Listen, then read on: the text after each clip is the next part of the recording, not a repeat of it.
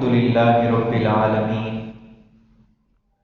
والصلاة والسلام على أشرف الأنبياء والمرسلين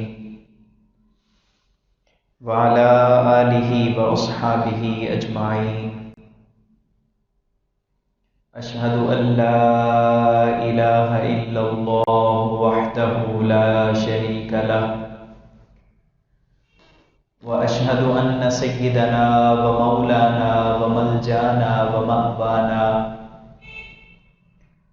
حبيبنا وحبيب ربنا وطبيبنا وطبيب قلوبنا راحتنا وراحة صدورنا وقرتنا وقرة عيوننا عوننا وعياننا ومعيننا وغوثنا وغياثنا ومغيثنا وقائدنا وقدوتنا وهادينا ومرشدنا محمدا عبده ورسوله صلى الله تعالى عليه وعلى آله وأصحابه وبارك وسلم.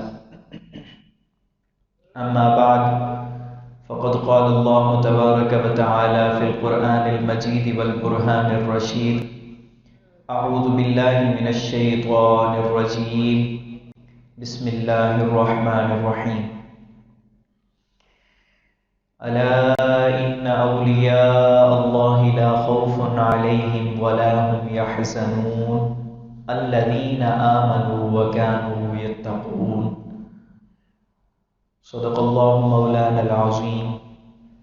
وقال رسول الله صلى الله تعالى عليه وعلى آله وأصحابه وبارك وسلم: المسلم أخو المسلم لا يظلمه ولا يسلمه من كان في حاجة أخيه كان الله في حاجته.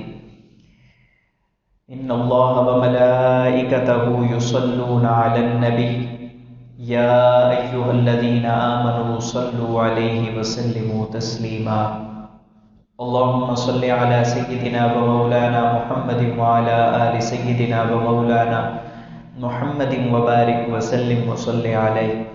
الصلاة والسلام عليك يا سيدي يا رسول الله وعلى آلك وأصحابك يا سيدي يا حبيب الله.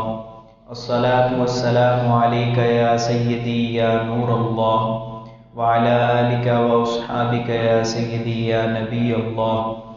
الصلاة والسلام عليك يا سيدي يا رحمة للعالمين وعلى آلك وأصحابك يا سيدي يا خاتم النبيين. بلغ العلا بكماله كشف الدجى بجماله حسنت جميع خصاله صلوا عليه وآله. يا صاحب الجمال ويا سيد البشر من وجهك المنير لقد نور القمر لا يمكن الثناء كما كان حقه بعد از خدا بزرگ توئی قصہ مختصر. اللہ تبارک و تعالی کی حمد و ثنا، اس کا شکر، اس کا احسان، اس کو لطف و کرم جو خالق کائنات بھی ہے اور مالک شش جہات بھی. اللہ جل وعلا کی حمد و ثنا کے بعد سید عالم، نور مجسم، شفیع معظم، رسول محتشم، امام مکرم، سید الانبیاء حضور ختمی المرتبت احمد مجتبی حضرت محمد مصطفیٰ صلی اللہ علیہ وآلہ وسلم کی بارگاہ میں درود و سلام کا نذرانہ ہدیہ اور اپنی عقیدتوں کا خراج پیش کرنے کے بعد، محترم معزز سامعین حضرات، ربیع الثانی کا مہینہ چل رہا ہے اور آج اس کی 11 تاریخ ہے. ربیع الثانی کو ایک خاص نسبت سے ہم سب لوگ بہت اچھے انداز میں جانتے ہیں کہ اس ماہ مقدس میں وصال ہے حضور شیخ عبد القادر جیلانی رضی اللہ تعالی عنہ غوث العظم غوث الثقلین، آپ کا وصال ہے. تو اسی حوالے سے ربیع الاول کے شروع سے لے کر پچھلے جمعے تک حضور علیہ الصلاۃ والسلام کی سیرت طیبہ، آپ کے فضائل، آپ کے کمالات، آپ کے محاسن، قرآن و حدیث میں حضور کی شانوں کا جو ذکر کیا گیا ہے اس حوالے سے گفتگو کی گئی۔ آج انشاءاللہ العزیز حضور شیخ عبد القادر جیلانی رضی اللہ تعالی عنہ آپ کا تعارف اور آپ کی جو تعلیمات ہیں کہ جن پر چل کر انہوں نے اللہ کا قرب حاصل کیا اور اپنے ماننے والوں کو نصیحت فرمائی کہ ان تعلیمات پر اگر تم بھی عمل پیرا ہو جاؤ تو تمہیں بھی اللہ کا قرب نصیب ہو سکتا ہے۔ ان تعلیمات کا ذکر کریں گے تو سب سے پہلے میں آپ کی ذات کا کچھ تعارف آپ کے سامنے پیش کرتا ہوں۔ آپ کی ولادت کے بارے میں دو اقوال ہیں۔ 470 ہجری یا 471 ہجری میں آپ کی ولادت ہوئی۔ آپ کا نام نامی اسم گرامی عبد القادر ہے۔ آپ کی کنیت ابو محمد ہے۔ آپ کے بہت سے القاب ہیں جن میں سے دو لقب بہت زیادہ مشہور ہیں۔ ایک آپ کا لقب شیخ الاسلام ہے، دوسرا آپ کا لقب محی الدین ہے۔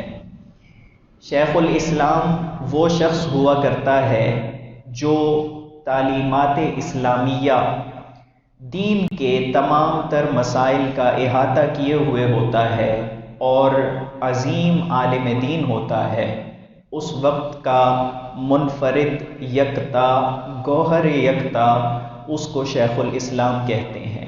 اور محی الدین کا مطلب ہوتا ہے دین کو از سر نو زندہ کرنے والا، زندگی دینے والا، حیات دینے والا۔ آپ خود فرماتے ہیں کہ میں ایک بار جا رہا تھا بغداد میں تو میں نے ایک شخص کو دیکھا بہت نحیف، کمزور، ناتما، تو میں نے اس شخص کو سہارا دیا۔ اس نے مجھ سے سہارا مانگا، میں نے اسے سہارا دے کر کھڑا کیا، تو جب وہ کھڑا ہوا تو دیکھتے ہی دیکھتے وہ نحیف، کمزور اور ناتواں شخص ایک بہت قوی الجثہ، بہت طاقتور شخص بن گیا۔ اس کا قد بھی بڑھ گیا، اس کا جسم بھی توانا ہو گیا، طاقتور ہو گیا۔ فرماتے ہیں میں دیکھ کے حیران ہو گیا کہ یہ کیا ہے؟ تو اس نے کہا کہ اے عبد القادر، مجھے دیکھ کر تم پریشان نہ ہو، میں دین اسلام کی ایک تصویری شکل ہوں کہ جو بہت کمزور ہو گیا تھا، لوگوں نے اس کی تعلیمات کو بھلا دیا تھا، لیکن تم جب سے آئے ہو اللہ نے تمہارے ہاتھ سے میری مدد فرمائی ہے اور میری تعلیمات کو دوبارہ زندہ فرمایا ہے اور دین اسلام کو تقویت عطا فرمائی ہے۔ تو اس طرح آپ کا لقب محی الدین ہے۔ آپ حسنی حسینی سید ہیں۔ اپنے والد کی طرف سے آپ کا سلسلہ نسب حضرت سیدنا امام حسن رضی اللہ تعالی عنہ تک پہنچتا ہے، اور آپ کی والدہ ماجدہ سے آپ کا سلسلہ نسب حضرت سیدنا امام عالی مقام امام حسین رضی اللہ تعالی عنہ تک پہنچتا ہے۔ اس سلسلے کو سلسلۃ الذہب کہا جاتا ہے، سونے کی کڑی کا سلسلہ کہا جاتا ہے، اور ایسے شخص کو نجیب الطرفین کہا جاتا ہے کہ جو والد کی طرف سے بھی اعلیٰ نسب سے تعلق رکھتا ہو اور والدہ کی طرف سے بھی اعلیٰ نسب سے تعلق رکھتا ہو۔ آپ نے ابتدائی تعلیم اپنے پیدائشی قصبہ گیلان یا جیلان میں ہی حاصل کی۔ آپ نے پہلے قرآن مجید کا حفظ مکمل کیا، اس کے بعد ابتدائی اور بنیادی اسلامی تعلیمات حاصل کی۔ جب آپ کی عمر 18 برس ہو گئی تو آپ نے اپنی والدہ ماجدہ سے عرض کیا کہ اماں جان، لوگ دین پڑھنے کے لیے، دین کے علم کے حصول کے لیے بغداد شریف جاتے ہیں، وہاں پر بہت بڑے جید علماء ہیں، جید محدثین ہیں جو لوگوں کی علمی پیاس بجھاتے ہیں، تو مجھے بھی اجازت دیجیے میں بھی وہاں جا کر علم حاصل کروں۔ تو آپ کی والدہ ماجدہ آپ کے جدائی کا سوچ کر آپ دیدہ ہو گئیں، رونے لگیں، لیکن فرمایا کہ چونکہ تم نے دین پر اپنی زندگی وقف کرنے کا سوچ لیا ہے تو میں تمہیں اجازت دیتی ہوں، اور بیٹا یاد رکھنا کہ زندگی کے کسی مقام پر بھی سچ کا دامن ہاتھ سے نہیں چھوڑنا، جھوٹ کے قریب بھی نہیں جانا، اور سچ کو ہمیشہ اپنے سینے سے لگائے رکھنا۔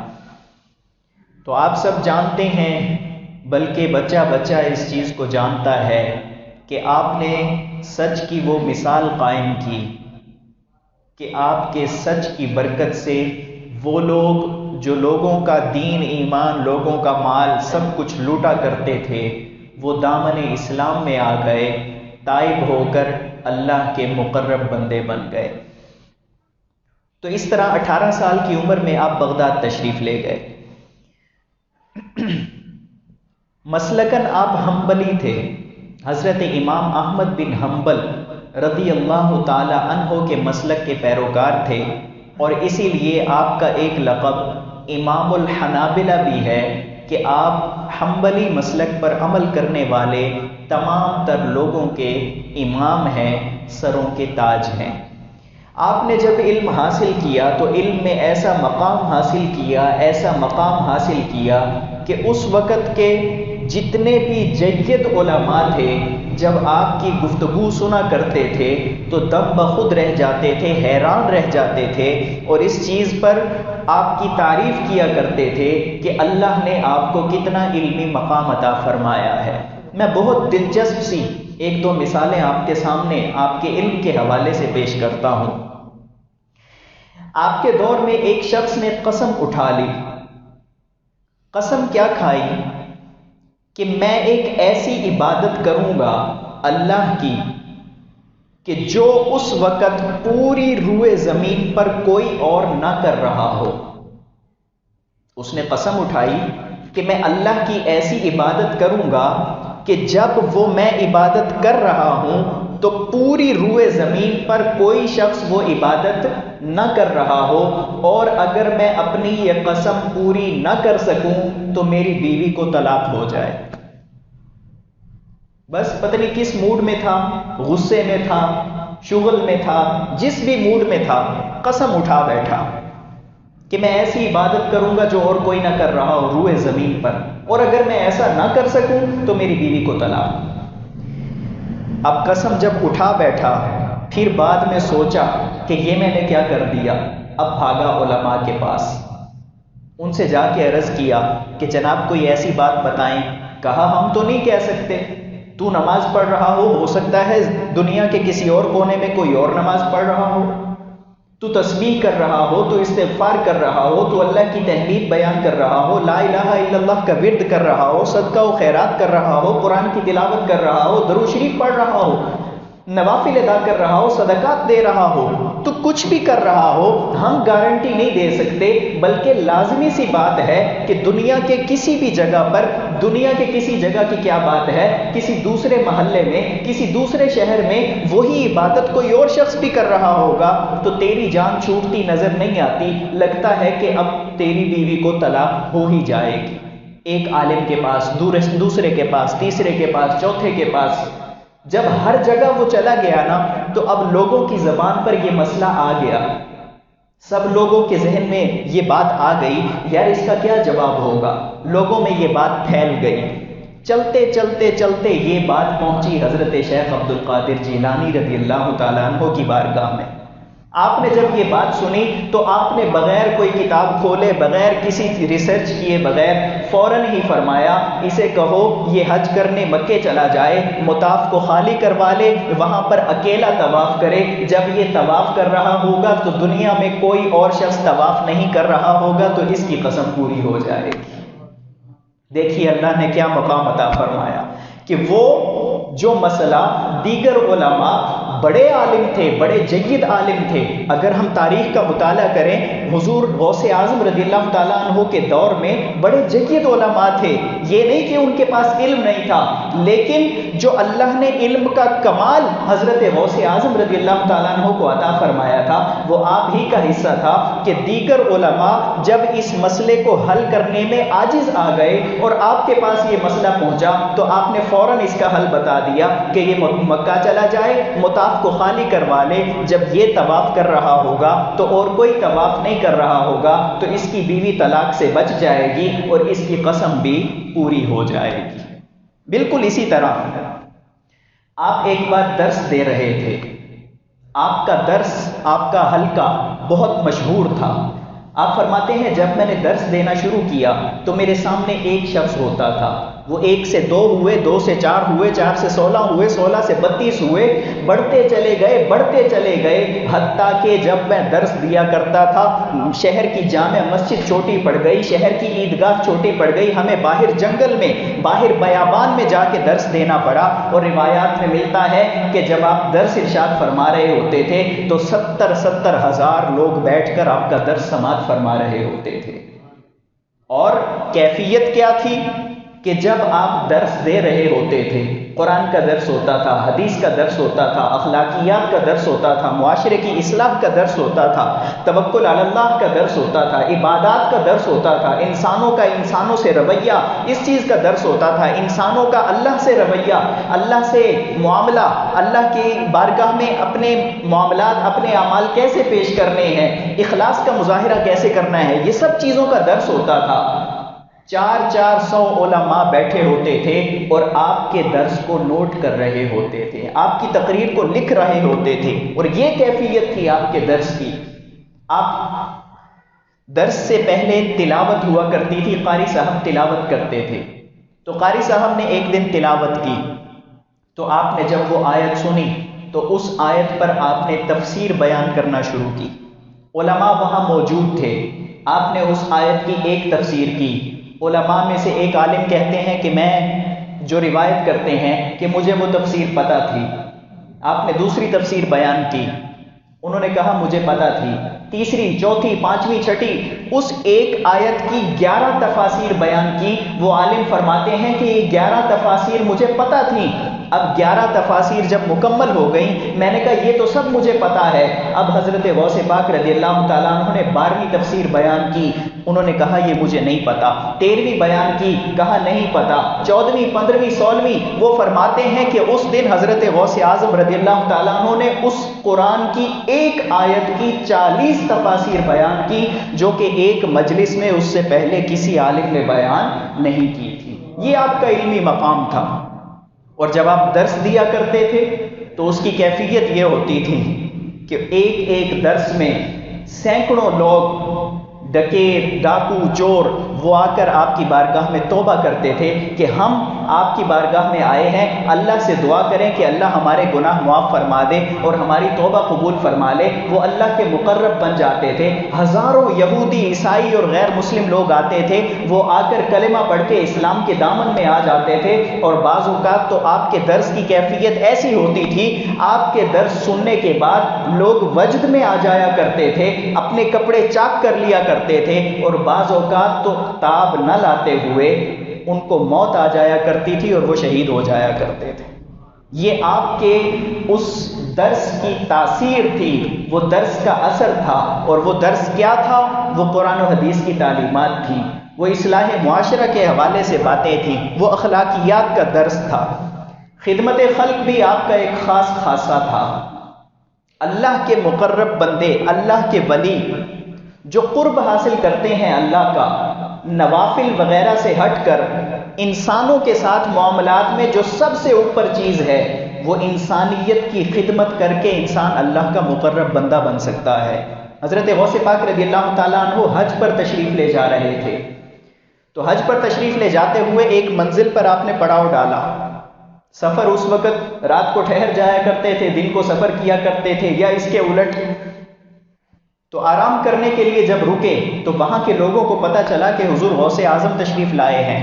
سب امیر بڑے لوگ، سارے با اثر لوگ حاضر ہو گئے کہ حضور ہمارے ہاں تشریف لائیں، بہت آرام دہ گھر ہے، آپ آرام فرمائیں گے، سکون فرمائیں گے۔ آپ نے فرمایا تلاش کرو کہ یہاں پہ سب سے غریب گھر کون سا ہے۔ ڈھونڈا گیا، ایک جھونپڑی تھی جس میں ایک بزرگ، ایک ان کی زوجہ اور ایک ان کی لڑکی، یہ 3 لوگ رہتے تھے۔ گھر بھی نہیں تھا، جھونپڑی تھی۔ فرمایا کہ آج ہم اس گھر میں رہیں گے۔ اس گھر میں چلے گئے، ان سے اجازت لی کہ آج میں آپ کا مہمان بننا چاہتا ہوں، کیا آپ مجھے اپنا مہمان بنائیں گے؟ انہوں نے تو اپنی قسمت پہ رشک کیا، کہا حضور تشریف لائیں، آپ وہاں ٹھہرے۔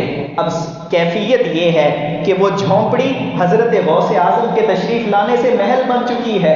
سارے رئیس اس جھونپڑی میں حاضری دے رہے ہیں، ملنے کے لیے آپ کی بارگاہ میں آ رہے ہیں، تحائف لا رہے ہیں، تحفے لا رہے ہیں، نذرانہ پیش کر رہے ہیں، جانور لے کے آ رہے ہیں۔ وہ سب کچھ جب آپ کی بارگاہ میں انہوں نے نذرانہ پیش کر دیا اور حضرت غوث پاک رضی اللہ تعالیٰ عنہ آگے سفر حج پہ روانہ ہونے لگے تو آپ نے فرمایا رات کو ہمیں جتنے بھی نذرانے، ہدایا اور تحائف ملے ہیں وہ سب انہیں، ان بزرگ کو اور ان کے گھر والوں کو دے دو، میں سب کچھ انہیں عنایت کر کے ان کی خدمت کر کے میں آگے حج پر جانا چاہتا ہوں۔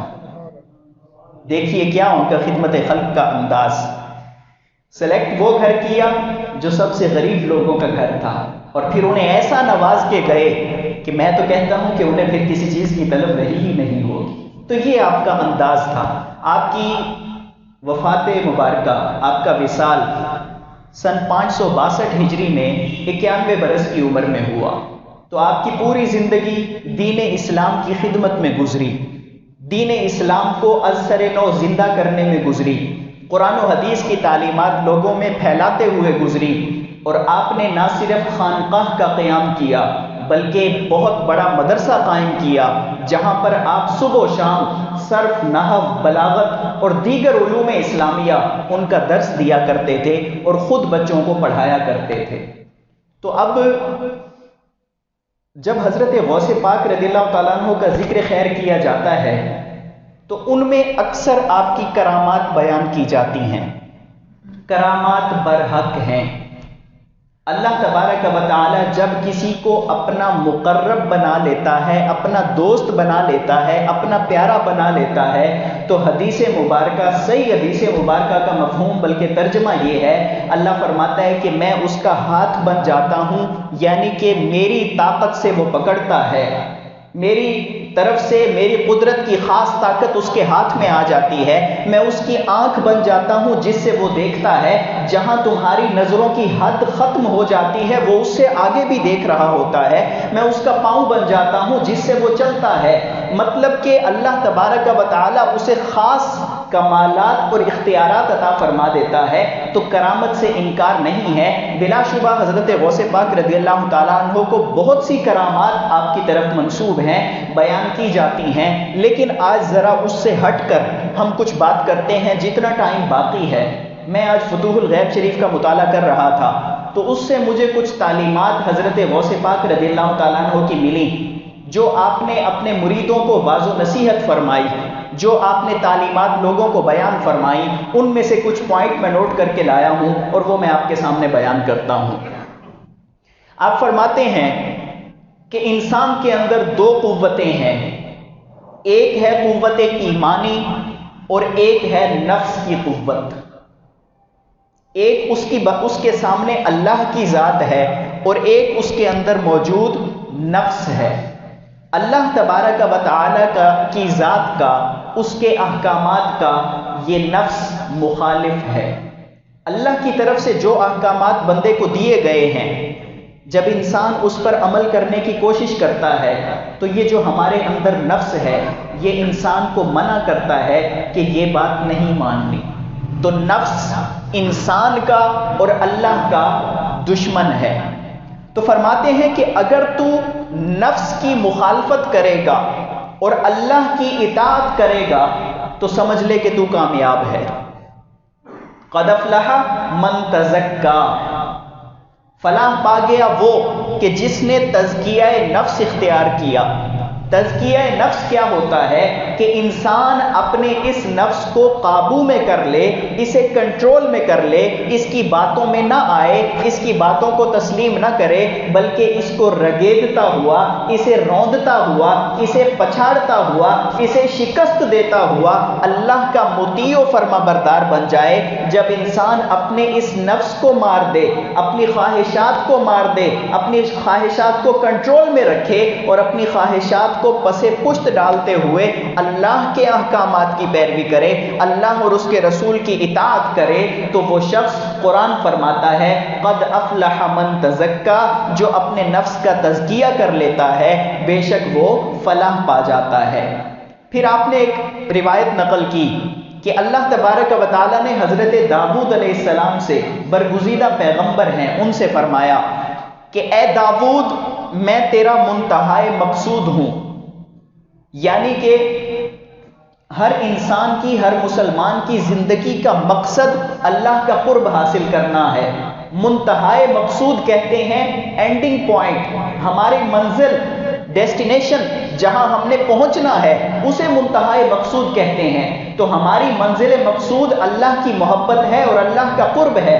تو اللہ نے حضرت داؤد علیہ السلام کو فرمایا کہ اے داؤد میں تیرا منتہائے مقصود ہوں، اس لیے مجھ سے مضبوطی سے جڑ جا، میری طرف آ، میری طرف لوٹ آ، اور تیرے بندے ہونے کا تقاضا یہ ہے، تو میرا عبد ہے، تو میرا بندہ ہے، اور بندگی کا تقاضا یہ ہے کہ تو اپنے نفس کی خواہشات کا دشمن بن جا، اپنی خواہشات کا دشمن بن جا۔ وہ نام ابھی بالکل میرے ذہن سے نکل گیا، ایک بزرگ ہیں حضرت بایزید بستامی رحمت اللہ علیہ، آپ فرماتے ہیں کہ میں نے خواب میں اللہ کی تجلیات کا مشاہدہ کیا، تو میں نے اللہ کی بارگاہ میں عرض کیا یا اللہ میں تیرا مقرب بندہ بننا چاہتا ہوں، تو بتا مجھے کیا کرنا چاہیے؟ اللہ نے فرمایا کہ اگر تو میرا قرب حاصل کرنا چاہتا ہے تو اپنے نفس کو مار دے۔ آپ فرماتے ہیں میں بیدار ہوا تو اگلے دن سے اپنے آپ پہ ایسا کام کرنا شروع کیا، اپنے نفس کو ایسا پچھاڑنا شروع کیا، اپنے نفس کو ایسے پیچھے پھینک دیا جس طرح سانپ اپنی کھال کو اتار کے پھینک دیتا ہے اور وہ اس کے لیے ضروری نہیں رہتی، تو میں نے اپنے نفس کو اس طرح پچھاڑ دیا تو اللہ نے مجھے اپنی خاص تجلیات سے نوازا۔ تو پہلی چیز کیا کہ اپنے نفس کو مار دو، اللہ تمہیں اپنا مقرب بنا لے گا۔ دوسری چیز، اگر تجھے اللہ مال و دولت عطا فرمائے اور اس مال کی وجہ سے تو اللہ کی عبادت سے غافل ہو جائے تو وہ مال تیرے لیے آخرت میں حجاب بن جائے گا۔ حجاب، پردہ، رکاوٹ، کس چیز کی رکاوٹ؟ اللہ کی رحمت اور تیرے درمیان رکاوٹ بن جائے گا۔ اللہ نے تجھ پہ کرم کیا، اللہ نے تجھے نعمت دی، اللہ نے تجھے مال عطا فرمایا، رزق کی فراوانی عطا کی، حلال طیب رزق تیرے پاس کثرت سے موجود ہے، لیکن اب جب وہ مال اللہ نے تجھے عطا فرما دیا، اب اسی مال کی وجہ سے تو اللہ سے غافل ہو گیا۔ اگر تو ایسا کرے گا تو یہ مال آخرت میں اللہ کی رحمت اور تیرے درمیان حجاب بن جائے گا۔ آگے فرماتے ہیں کہ ہو سکتا ہے کہ وہ نعمت یعنی مال اللہ تجھ سے واپس چھین لے۔ کیوں؟ اس لیے کہ اللہ کا اصول ہے، قرآن میں بیان کیا لَإِن شَكَرْتُمْ لَأَزِيدَنَّكُمْ، اگر تم اللہ کی نعمتوں کا شکر ادا کرو گے تو اللہ تمہاری نعمتوں میں اضافہ فرما دے گا۔ وَلَئِن كَفَرْتُمْ إِنَّ عَذَابِي لَشَدِيدٌ، فرمایا کہ اگر تم کفران نعمت کرو گے، شکوہ و شکایت کرو گے یا اللہ کی دی ہوئی کسی نعمت کی ناقدری کرو گے تو کیا ہوگا؟ تو وہ نعمت واپس چھین لی جائے گی۔ تو اللہ اگر تم پہ رحمت کرے، تمہیں نعمت عطا فرمائے، تو اس نعمت کی وجہ سے اللہ کی عبادت سے غافل نہیں ہونا بلکہ سراپا تشکر بن جانا ہے۔ دوسری کیفیت، اگر معاشی تنگی آ جائے، رزق کی فراوانی میں کمی آ جائے، کبھی تجھے فاقہ بھی کرنا پڑ جائے تو تجھے صبر کرنا ہے، کیونکہ یہ مال کی کمی جو ہے یہ قیامت کے دن تیرے لیے آسانی کا باعث بنے گی۔ جتنا مال کم ہوگا اتنا کم حساب دینا ہوگا، وہ حدیث مبارکہ ہے نا کہ قیامت کے دن اللہ تبارک و تعالی اپنے بندے سے 5 سوال پوچھے گا، اور ان سوالوں کے پوچھنے سے پہلے وہ بندہ اپنے قدم نہیں ہلا سکے گا، یعنی 5 سوالوں کے جواب ضرور دینے ہوں گے۔ ان میں سے ایک سوال یہ ہے کہ مال کے بارے میں پوچھا جائے گا کہ من اینا اکتسبہ، وہ مال کہاں سے کمایا اور وہ مال خرچ کہاں کیا، تیرا سورس آف انکم کیا تھا، اور جب وہ مال تیرے پاس آ گیا تو تو نے اسے خرچ کہاں پہ کیا، کہیں حلال طیب مال تو نے فضول خرچیوں میں تو نہیں اڑا دیا، یا کہیں حرام مال سے تو حج کرنے تو نہیں چلا گیا۔ یہ بھی پوچھا جائے گا کہ آیا کہاں سے، یہ بھی پوچھا جائے گا کہ خرچ کہاں کیا۔ تو فرماتے ہیں کہ اگر تمہارے اوپر معاشی تنگی آ جائے، رزق کی فراوانی رک جائے، تجھے فاقہ کشی کی نوبت تک پہنچنا پڑے، تو اس پر صبر کرنا ہے، اور یہ ذہن میں رکھنا ہے کہ انما یوفی الصابرون اجرہم بغیر حساب، ہر نیک عمل کے ثواب کا، اجر کا کوئی پیمانہ ہے کہ ایک نیکی کا 10 گنا اجر ملے گا، 70 گنا ملے گا، 700 گنا ملے گا، لیکن صبر ایک ایسی نیکی ہے، صبر ایک ایسا اچھا عمل ہے۔ اللہ قرآن میں فرماتا ہے انما یوفی الصابرون اجرہم بغیر حساب، اللہ تبارک و تعالی صبر کرنے والوں کو بغیر حساب کے اجر عطا فرمائے گا۔ تو بہت سی چیزیں ہیں، بہت سے معاملات ہیں، آپ نے جو تعلیمات عطا فرمائی ہیں، ہمارا ان سے محبت کا تقاضا یہ ہے کہ ہم ان کی تعلیمات کو پڑھیں۔ یار ذہن میں سوال پیدا نہیں ہوتا جب ہم بڑی شخصیات کا نام سنتے ہیں، حضرت غوث اعظم رضی اللہ تعالیٰ عنہ، حضرت داتا گنج بخش، حضرت بابا فرید الدین گنج شکر، کتنے بڑے بڑے بزرگ ہیں۔ ان سب کے نام جب ہم سنتے ہیں تو ہمارے ذہن میں ایک سوال پیدا ہونا چاہیے کہ ان لوگوں نے اللہ کا قرب کیسے حاصل کیا، یہ اللہ کے مقرب کیسے بنے۔ ہم دیکھتے ہیں کہ فلاں شخص بہت بڑا بزنس مین ہے، ڈسٹرکٹ رینجر خان میں اس کے لیول کا بزنس مین ہے ہی نہیں، تو ہم اس کی اسٹریٹجی دیکھتے ہیں، اس کو اسٹڈی کرتے ہیں، اس کے پوائنٹس دیکھتے ہیں۔ ہم بہت بڑے بڑے اسکالر سے کاؤنسلنگ کرواتے ہیں، ان سے پوچھتے ہیں جناب ہم بزنس کرنا چاہتے ہیں، بزنس کی دنیا میں نام کمانا چاہتے ہیں۔ ایک زمیندار ہے، اپنی کاشتکاری کرتا ہے، تو وہ اپنی فیلڈ کے ماہر لوگوں سے ملتا ہے، جناب مجھے ایسے ہنٹس دیں، ایسے ٹرکس بتائیں، ایسے پوائنٹس بتائیں کہ جن کی وجہ سے میری زمین بہت زیادہ فصل دے، اناج دے۔ بزنس مین چاہتا ہے میرا بزنس پھلے پھولے، وہ آئیڈیلائز کرتا ہے، وہ انسپائر ہوتا ہے ایسے لوگوں سے کہ جو اس فیلڈ کے ماہر ہوتے ہیں۔ تو ہمارے ذہن میں یہ بھی تو سوال آنا چاہیے نا کہ حضرت داتا گنج بخش رحمت اللہ علیہ نے اللہ کا قرب حاصل کیا تو وہ کون سے زینے تھے، وہ کون سی سیڑھیاں تھی کہ جن پر چل کر وہ اللہ کے مقرب بن گئے۔ حضرت غوث پاک رضی اللہ تعالی عنہ پیران پیر ہم کہتے ہیں، پیروں کے پیر ہیں، وہ پیروں کے پیر بن کیسے گئے؟ حضرت خواجہ اجمیری رحمت اللہ علیہ وہ اللہ کے مقرب بنے تو بن کیسے گئے؟ اس کے لیے ہمیں ان کی تعلیمات کا مطالعہ کرنا ہے، ہمیں دیکھنا ہے اچھا انہوں نے کچھ بھی چھپا کے نہیں رکھا۔ اللہ کے ولیوں کی یہ شان ہوتی ہے کہ وہ جس سیڑھی پر چل کر اللہ کا قرب حاصل کرتے ہیں، اپنے مریدوں کو سب بتا کے چاہتے ہیں کہ اگر تم ان سیڑھیوں پر چلو گے، اگر تم ہمارے نقش قدم پر چلو گے، قرآن و حدیث کی تعلیمات کو اپنا لو گے، تو یہ بات ذہن میں رکھو اللہ تمہیں بھی اپنا مقرب بندہ بنا لے گا۔ کمی ہماری طرف سے ہے، ہمیں ان کی تعلیمات کو دیکھنا ہے، ان کی تعلیمات کو سمجھنا ہے، قرآن و حدیث کے نور سے اپنے دلوں کو منور کرنا ہے، تاکہ اللہ کریم بھی ہمیں اپنی محبت کے رستے پر چلا دے۔ اللہ تبارک و تعالی ہمیں بزرگوں کی تعلیمات کو اپنانے کی توفیق نصیب فرمائے۔ اللہ کریم ہمیں اپنی محبت کے رستے پر چلائے۔ وما توفیقی الا باللہ العلی العظیم۔